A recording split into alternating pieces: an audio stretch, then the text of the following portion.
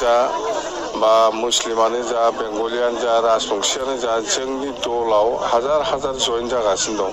मोनसे समाव इउपिपिएलखौ बिसास खालामनानै बिथांमोना इउपिपिएलजों थाफादोंमोन, भट होदोंमोन। खिन्थु दिनै जेरैबायदि आसा खालामदोंमोन इउपिपिएलनिफ्राय, प्रमद बर' सरकारनिफ्राय, राजबंशिबाबो दिनै फैफिनजोबदों, आदिबासिफ्राबो दिनै फैफिनजोबदों, मुस्लिमफ्राबो दिनै फैफिनजोब्बाय। मथथे गासिबो जाथियानो दिनै बिपिएफखौ मदद होनो होननानै हाजार हाजार इउपिपिएलखौ नागारनानै जोंनाव जगदान जागासिनो दं, बेखौ नुनो मोनगासिनो दं। दा बेखौ नायनानै जोंनि बिपिएफ हान्जाया देरहानाया खाथां जानानै दं। 100आव 100% बिपिएफ हान्जाया एबाराव खाम्फा बरगयारी बिथाङा क'क्राझार लकसभानिफ्राय देरहागोन आरो दरं अदालगुरियावबो जोंना दुर्गा दास बर'आ देरहानाया खाथां जानानै दं। मथथे जोङो बिपिएफ हान्जाया एबाराव माने खोब लाखि होननानै बुंजायो। बे 2024 सना माने जोङो सानै एमपि दैखांहरनो हागोन। खोथाया बेनो। बिटिआरआव जिखिनि सान्ति सुक्तियाव जिखिनि लिरनानै लाबोफादों बेखौ इमप्लिमेन्ट खालामनांगौ होननानै दिनै आसाम केबिनेटआवबो पास जायाखै, दिल्लीयावबो पास जायाखै। माबोरै इमप्लिमेन्ट जानो?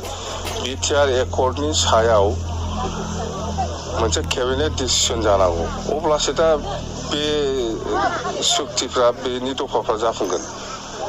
बिटिआर सुक्तिनि सायाव दिनैसिमबो आसाम गभर्नमेन्टआ केबिनेटआव सावरायाखैयानो। बबे दफाखौ इमप्लिमेन्ट जाजानो लुबैदों? बेजों जेबोखौ मिथियैयावसो जाखानाय। गोरोमोनब्ला बिदि नङामोन। बे सुक्तिया मिथियैयावसो जानाय। प्रमद बर'आ मिथिखाया जेबो, बे हिसाबै बे भुल सुक्तिखौ खालामखादों। प्रमद बर'आ 2 मासनि उनावनो इउपिपिएल आरो बिजेपि फाटाफाटि जाखाबाय। 2 मासनि उनावनो, रिजाल्टनि उनावनो इउपिपिएल आरो बिजेपि फाटाफाटि जाखाबाय। बेहाय रायलायनांगौ जेबो गैया। मथथे बिटिआर सुक्तिनि सायाव दिनैसिमबो आसाम केबिनेटआबो खेबसेबो सावरायाखै, दिल्ली केबिनेटआबो खेबसेबो सावरायाखै। बोरै इमप्लिमेन्टेसननि खोथा बुंबाय थानो हादों?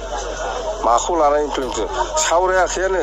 मोनसे सान्ति सुक्ति जाबाय, मोनसे बिटिआर सुक्ति जाबाय, बिनि सायाव आसाम केबिनेटआव दिनैसिमबो खेबसेबो सावरायनाय जायाखै।